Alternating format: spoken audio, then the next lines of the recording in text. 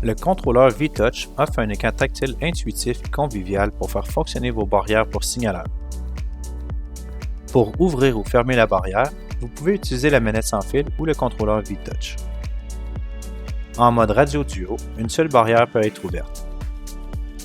Le numéro de la barrière est indiqué dans l'interface graphique.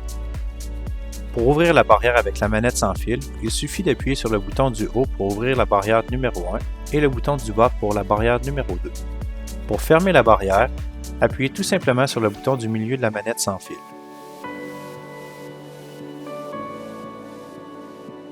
Pour ouvrir la barrière avec le V-Touch, appuyez sur la flèche en direction du haut.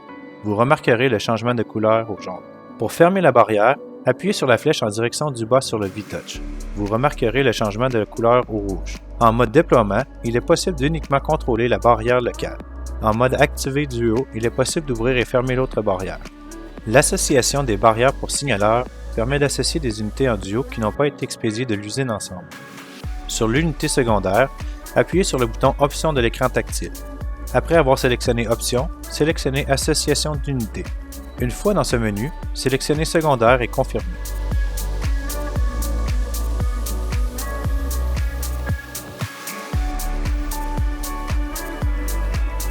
Sur la deuxième unité, appuyez sur Primaire.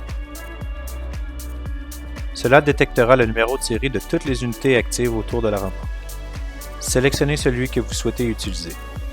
Ceci est nécessaire uniquement si vous devez séparer une paire de remorques. De même, vous pouvez associer n'importe quelle manette sans fil Vermac avec n'importe quelle barrière pour signaleur. Sélectionnez l'icône Options, puis le bouton Télécommande sans fil. Vous serez invité à appuyer sur n'importe quel bouton de la manette. L'adresse MAC apparaîtra à l'écran. Associez une seule manette à une unité et une seule barrière à une manette.